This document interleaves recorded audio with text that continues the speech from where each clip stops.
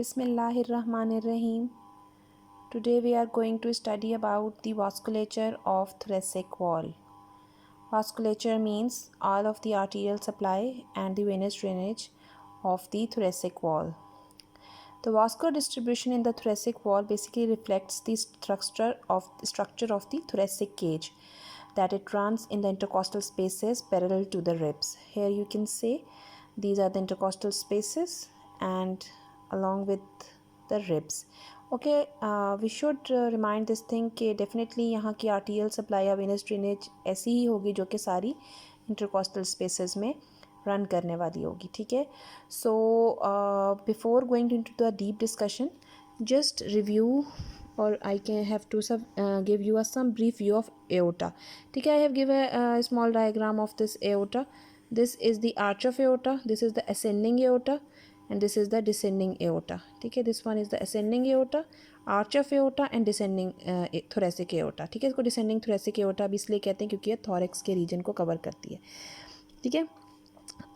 जो arch of aorta है इसकी डिफरेंट ब्रांचेस हैं ऑन राइट और लेफ्ट साइड पर. ठीक है. On the right side it give rise to brachiocephalic trunk that is divided into right common carotid artery and right subclavian artery.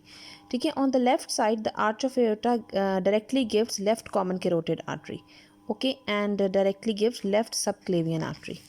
Okay, so we remember this thing कि on each side the pattern is somewhat different. This is a descending thoracic aorta और यहाँ से different आपकी arteries आती हैं जो कि मैं आपको बाद में बताती हूँ. सिर्फ आपको एक व्यू होना चाहिए कि जो subclavian arteries हैं वो कहाँ से आ रही हैं. ठीक है. On the right side brachiocephalic trunk give rise to right subclavian, जो कि आपने फिर आगे upper limb में पढ़ा हुआ है कि the subclavian arteries basically give rise to axillary artery later on. And on the left side it give rise to arch of aorta give rise to directly left subclavian, which continue as in the upper limb as a axillary artery. Okay, now the vasculature of the thoracic wall. The arterial supply of the thoracic wall basically derive three types of arteries. That is the thoracic aorta, जो कि मैं आपको अभी दिखाई, descending thoracic aorta. Subclavian artery, जैसे कि वो मैंने आपको बताया कि that is arising on both sides in different pattern. And third one is the axillary artery. ये तीन arteries होती हैं, thoracic aorta, subclavian artery and axillary artery, जिनकी branches आपके सारे thoracic wall को cover करती हैं. ठीक है. इनकी branches combine together and they are supplying the thoracic cage. Okay, यहाँ पर भी aorta की दिखाई हुई है कि कॉमन कैरोटिड आर्टरी है, ब्रेकियोसेफेलिक ट्रंक है. ठीक है. और इस तरफ ये सबक्लेवियन आर्टरी है. ठीक है. So there is a difference in right and left. ठीक है. ये तो ना पोस्टीरियर एस्पेक्ट दिखाई हुई है. अच्छा, now we come towards the main arteries that are supplying the this thoracic cage. ठीक है. जो इम्पॉर्टेंट इसमें है वो इंटरकॉस्टल आर्टरीज है. इंटरकॉस्टल स्पेसिस से ही हमें पता है कि नाम ही इंडिकेट कर रहा है कि they are basically supplied with the intercostal arteries.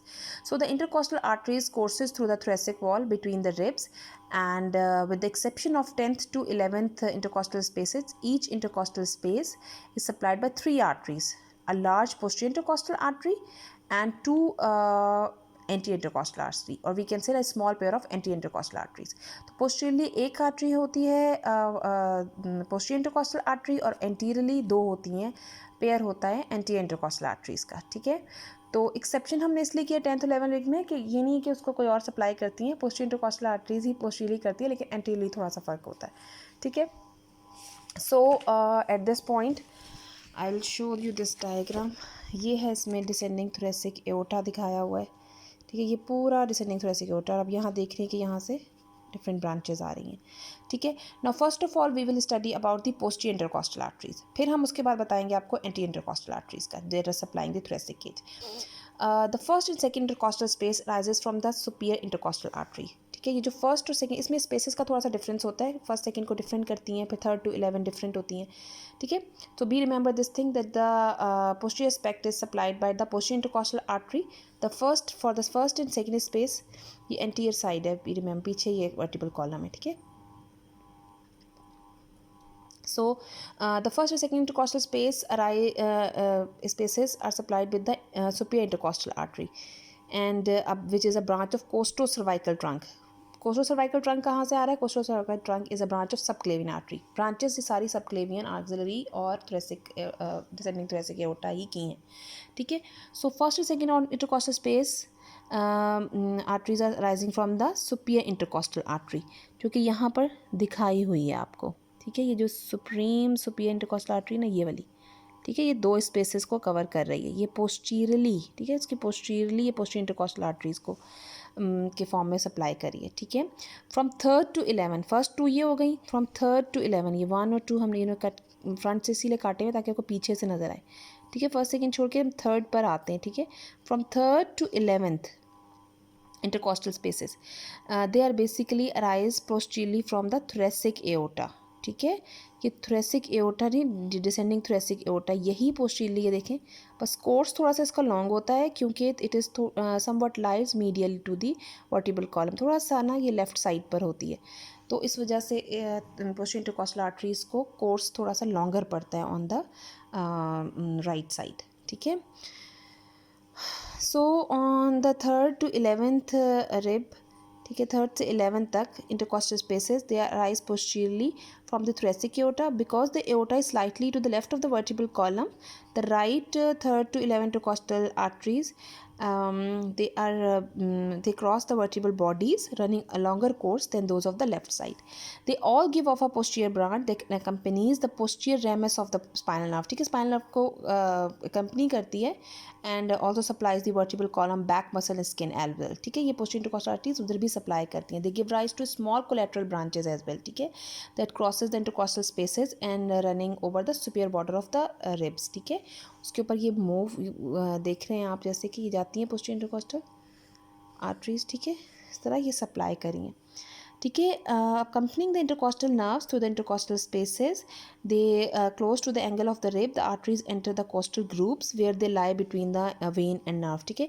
यहाँ पे वेन और नर्व तो दिखाई भी, लेकिन इसका रिलेशनशिप यही होता है कि सबसे ऊपर वेन होती है, फिर आर्टरी होती है एंड देन नर्व होती है. ठीक है. एट फर्स्ट की आर्टरीज कहाँ होती हैं? Firstly they lie between the intercostal endothoracic fascia between the parietal pleura and the internal intercostal membrane. Then they run between the innermost intercostal and internal intercostal muscles. ठीक है. जब ये front पर आती हैं एंगल ऑफ रिब से, तो फिर ये मसल्स के दरमियान में आ जाती हैं. They have terminal collateral branches that are anastomosing with the anterior intercostal arteries. जब ये फ्रंट पर आगे आती हैं तो ये anterior intercostal arteries हैं. दो जो आपको नज़र आ रही हैं, these are all anterior intercostal arteries. ठीक है. इनके साथ ये anastomose कर जाती हैं. Okay, this was the posterior intercostal arteries. Now coming towards the anterior intercostal arteries. ठीक है. The anterior intercostal arteries supply the anterior part of the upper 9 intercostal spaces. वो जो हमने एक्सेप्शन बताई थी 10 और 11 की, वो इसीलिए थी क्योंकि anterior साइड पर जो anterior intercostal arteries हैं यहाँ पे बताएंगी. ठीक है. दोनों साइड्स की दिखाएंगी यहाँ पर इस डायग्राम के अंदर. ठीक है. वो थोड़ा सा डिफरेंस इसी वजह से था. That the anterior intercostal arteries supplies the anterior part of the upper 9 intercostal spaces. ठीक है. यहाँ पे intercostal spaces हैं, ये आपको नज़र आ रही हैं. ठीक है. upper 9 को ये सप्लाई करती है. They pass laterally in the intercostal space, one near the inferior margin of the superior rib and the other near the superior margin of the inferior rib. ठीक है. ये रिलेशनशिप आपको पता होना चाहिए. ठीक है. ये इस तरह से इधर मूव करती हैं. That the one near the inferior margin of the superior rib, ठीक है, inferior margin, ये जो inferior margin of the superior rib and the other ones, यहाँ पे इस तरफ भी आप देख सकते हैं इस तरह. ठीक है. inferior margin of the superior rib and the other near the superior margin of the inferior rib. ठीक है. ये इसका रिलेशन है. Of the first two intercostal spaces, they lie initially in the endothoracic fascia between the parietal pleura and internal intercostal muscles. ये बात भी याद रखनी है. And then they supply from 3rd to 6th intercostal spaces. They are separated from the pleura by the slips of transverse thoracic muscle. Okay. Then from 7 to 9 intercostal spaces, they derive from the musculophrenic artery. ठीक है. यहाँ पर आकर ये are basically drive from the musculophrenic, क्योंकि हमारे पास जो एंटीरियर इंटरकॉस्टल आर्टरीज़ हैं ये बेसिकली ब्रांचेज हैं इंटरनल थोरेसिक आर्टरी की, जो कि मैं अभी आपको प्रॉपरली पढ़ाऊँगी. ठीक है. So at this point, we remember this thing that the anterior intercostal arteries give ipsilateral pair which supplies on both sides. ठीक है, on both sides and run along each of the space and they are basically supply one near the inferior margin of the superior rib and the other near the superior margin of the inferior rib. ठीक है, इनका course इस तरह होता है. Now we are going towards the internal thoracic artery. Internal thoracic artery completely लिखने को आती है कोर्स के अंदर, ठीक है, आपके एग्जाम के अंदर, because it is a very important branch. Okay and अब मैं इसके बारे में बताती हूँ आपको कि what is the internal thoracic artery. Internal thoracic artery यहाँ पर आपको शो हुई हुई है, जो मैंने थोड़ी सी ब्लैक की हुई है ना, this is the internal thoracic artery. ठीक है, the internal thoracic artery is rising from the root of the neck from the inferior surface of first part of subclavian artery. ठीक है, ये first part of subclavian artery तो आपने नहीं पढ़ी हुई, लेकिन बी रिमेंबर दिस थिंग कि आपको ये पता होना चाहिए कि इंटरनल थोरेसिक आर्टरी आ कहाँ से रही है, from where it arises, what is the course, what will be that's relation and what are the arteries it gives. Okay, so the internal thoracic artery arises in the root of the neck from the inferior surface of the first part of subclavian artery. Okay, first part of subclavian artery. It descends into the thorax posterior to the clavicle and first costal cartilage. Then it crosses near their origins by the ipsilateral phrenic nerve. यहाँ पे इसके साथ phrenic nerve होती है. It descends on the internal surface of the thorax slightly lateral to the sternum. Okay, it lies lateral to the sternum and posterior to the upper 6 costal cartilages. ठीक है, ये जो upper 6 costal cartilages हैं, इनके posteriorly इसलिए कह रहे हैं क्योंकि उसके पोस्टीरियरली आ रही है. ठीक है, and intervening internal intercostal muscles. After descending they pass second costal cartilage, the internal thoracic arteries. These are the internal thoracic arteries run anterior to the transverse thoracic muscle. ठीक है, okay. Now coming towards this, between the slips of the transverse thoracic muscle, the arteries contact parietal pleura posteriorly. यहाँ पे parietal pleura होता है, that is posterior to that. ये आपकी थोड़ा सा relation इसका मैं बता रही हूँ. ठीक है, now how it runs then descends downward, just somewhat lateral to the sternum. It descends downward, and how it terminates? It terminates in the sixth intercostal space by dividing into two main arteries, that is the superior epigastric artery, ठीक है, and the musculophrenic artery. ठीक है, it terminates in the sixth intercostal space by dividing into superior epigastric artery and musculophrenic artery, and directly give rise to the anterior intercostal arteries supplying the superior 6 intercostal spaces. ठीक है, यहाँ पे यही है जो artery that gives rise to anterior intercostal arteries. ठीक है, 6 intercostal spaces के लिए ये anterior intercostal arteries देती हैं, and from 7th to 9th it is derived from the musculophrenic arteries. Okay, ये इस डायग्राम में भी जो है वो दिखाया हुआ था.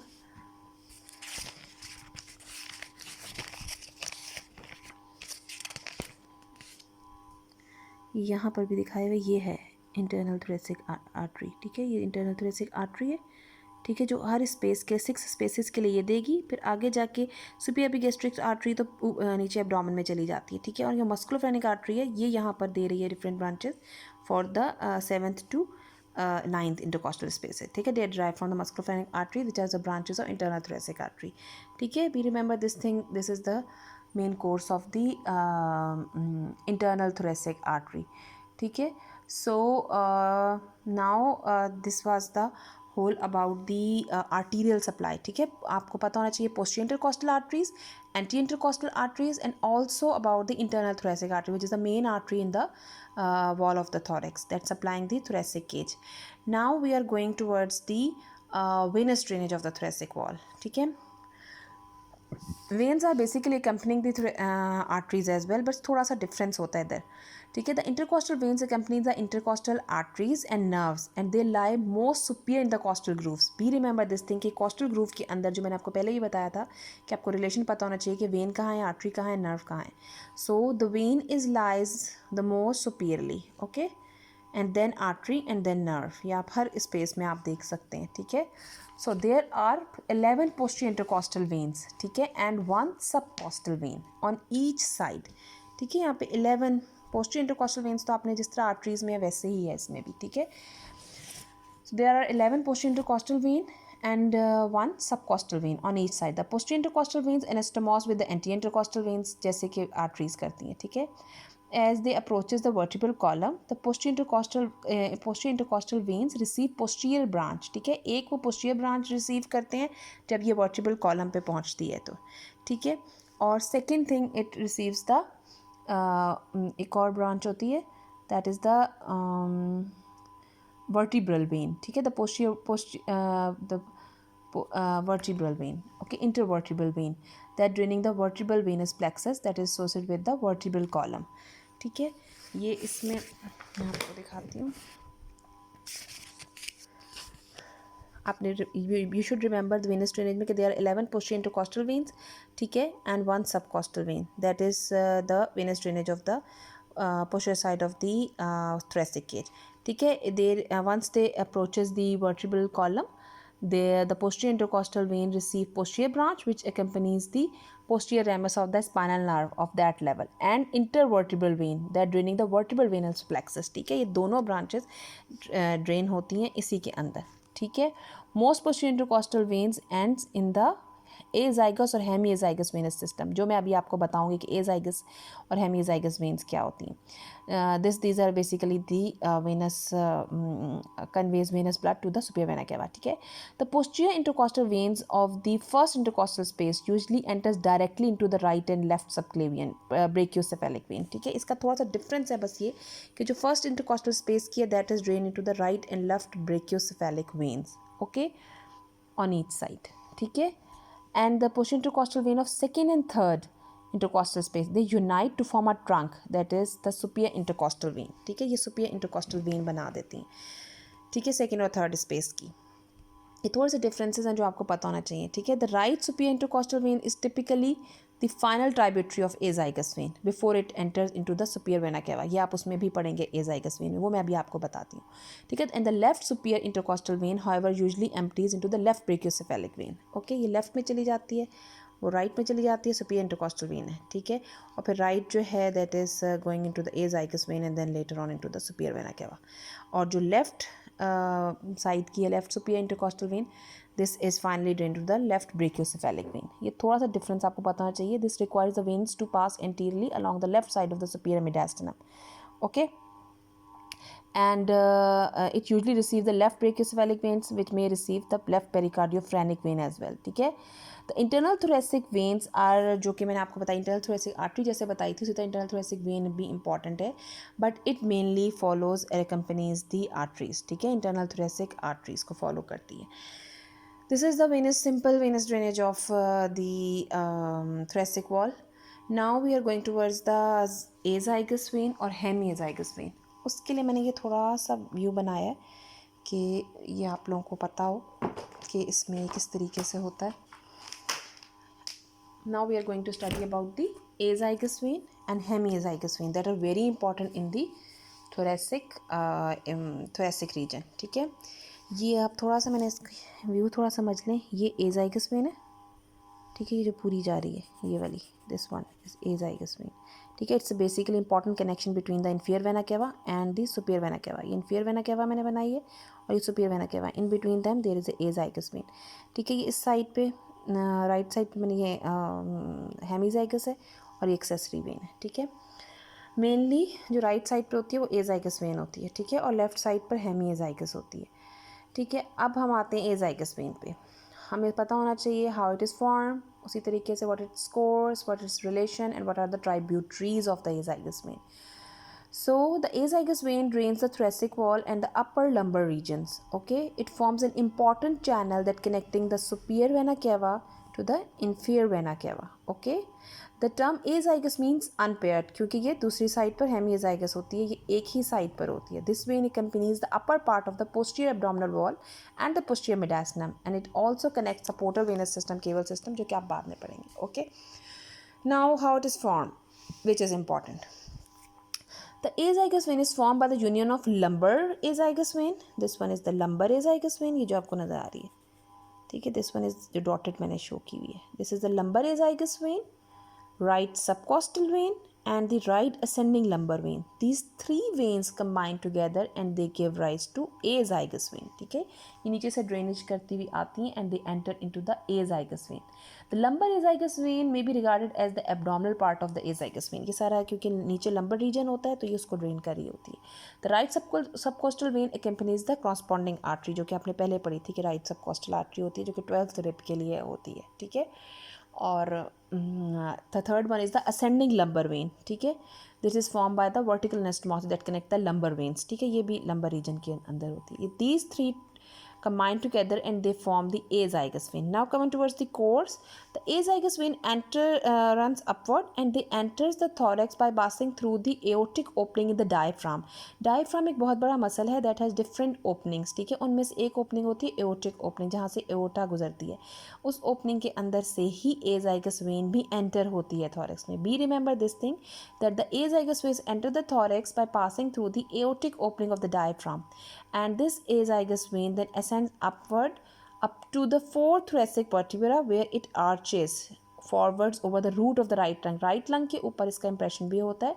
And be remember this relation that it will arches forward over the root of the right lung and ends by joining the posterior aspect of the superior vena cava before it pierces the pericardium. जैसे इससे पहले कि superior vena cava pierce करे pericardium को, इसकी posterior aspect पर azygous vein इसमें ही drain हो जाती है. ठीक है, रिलेशन इसके यही हैं कि एंटीरियरली इसकी एसोफेगस होती है. ठीक है, और जो है क्या कहते हैं उससे इसके पोस्टीरियरली 8 थोरेसिक वर्टिब्रीज होती हैं. राइट साइड पे इसके राइट लंग होता है, राइट प्लूरा होगा. On the left side thoracic duct and aorta होता है इन द लोअर पार्ट, और अपर पार्ट में एसोफेगस, ट्रेकिया एंड वागस नर्व होती है. ठीक है, ये रिलेशनशिप छोटे छोटे से हैं जो कि आपको एजाइगस वेन के याद रखने पड़ेंगे. Now coming towards the tributaries. Tributaries of the azygous vein is the right superior intercostal vein that is formed by the union of second, third and fourth posterior intercostal veins, जो कि मैंने आपको उस वक्त बताया था कि जो राइट साइड पर सुपीरियर इंटरकॉस्टल वेन्स ड्रेन हो जाती हैं एजाइगस वेन में. ठीक है, तो these are the tributaries of the azygos vein. Right superior intercostal vein that is formed by the union of second, third and fourth posterior intercostal vein. कहीं पे second, third, fourth होगा, कहीं पे second and third होगा. Okay, now from 5th to 11th. ठीक है, 5th to 11th posterior intercostal vein, they are directly draining into the azygous vein. Hemiazygous vein, this one, it is also draining into the azygous vein, इसलिए ये इसकी tributary में आएगा. Accessory hemiazygous भी इसी की ट्राइब्यूटरी में आएगी because it is also at the level of upper border of 8th thoracic vertebrae. It is also draining at this time. There are some right bronchial veins that are related to lungs. They are also drained into the azygous vein. So these are the tributaries. Now coming towards the hemiazygous vein. ठीक है, the hemiazygous vein is also called the inferior hemiazygous vein because it is a mirror image of lower part of the azygous vein. Okay, the hemiazygous vein is formed by the union of left lumbar azygous vein. उसी तरीके से. ठीक है, ये left lumbar azygous vein, left subcostal vein and left ascending lumbar veins. ठीक है, they are combined together and they give rise to hemiazygous vein. Hemiazygous veins pierces the left cross of the diaphragm. We remember it pierces the left cross of the diaphragm and ascend on the left side of the vertebra, overlapped by the aorta. At the level of 8th thoracic vertebra, it turns on the right side. ठीक है, ये यहाँ पर it turns on the right side. ठीक है, and then passes behind the oesophagus and thoracic. ये थोड़ा सा रिलेशन है जो आपको बताना पड़ेगा. It passes behind the oesophagus and thoracic and join the azygos vein. और इसकी ट्राइब्यूटरीज क्या हैं, इसकी सिंपल्स ही हैं फ्रॉम 9 to 11, जो कि मैंने इधर शो की. आपको डायग्राम याद रहनी चाहिए. ठीक है, they are on the left posterior intercostal vein and oesophageal veins. ठीक है, they are draining into the hemiazygos vein. So the third vein is the accessory hemiazygos vein, जो कि that is basically formed by the or also called as a superior hemizygous vein because it's a mirror image of the upper part of the azygous vein. ठीक है, this is a accessory hemizygous vein but begins at the medial end of the 4th or 5th intercostal space. ठीक है, 4th or 5th intercostal space पर ये form होती है at the level of 8th thoracic vertebra. उसी तरीके से turns to the right side and passes behind the aorta and thoracic duct and joins the azygous vein. ठीक है, ये भी उसकी ट्राइब्यूटरी में होती है. और इसकी अपनी क्या ट्राइब्यूटरीज हैं azygous vein की. 5th to 8th left posterior intercostal vein, that sometimes the left bronchial veins are also draining into the hemiazygous vein. So you have a study about the venous drainage of the thoracic cage. which includes 11 posterior intercostal veins, subcostal vein. Along with these, you have also know about the anterior intercostal veins, internal thoracic veins, and important thing is the azygous vein, hemiazygous vein, and accessory veins. These are all about the venous drainage of the thoracic cage. और जो arterial supply थी, उस arterial supply के अंदर आपकी posterior intercostal arteries, anterior intercostal arteries और internal thoracic artery है, ठीक है। इन सब के कोर्सेज, ये किस किस की ब्रांच हैं, ये सब पता होना चाहिए। एक आर्टरी है सबकॉस्टल आर्टरी, जो कि मैंने आपको बताया था 11th रिब पर, सॉरी 12th रिब के ऊपर होती है। वो मैंने आपको छोटी सी वो आर्टरी है, इसमें तस्वीर में देख लें, ये मैं आपको बता नहीं सकी। दिस वन, ये जो आपको नज़र आ रही नीचे से बिल्कुल एक, ये वाली, दिस इज़ दी सबकॉस्टल आर्टरी, ठीक है। कहाँ से आती है? It is directly arising from the descending thoracic aorta, ठीक है। It courses along the inferior border of the 12th rib, ठीक है। ये यहाँ पर आपको नज़र आ रही है, ये बिल्कुल inferior border of the 12th rib है, क्योंकि फ्लोटिंग रिब्स होते हैं तो इसके लिए अलहदा होती है आर्टरी, ठीक है।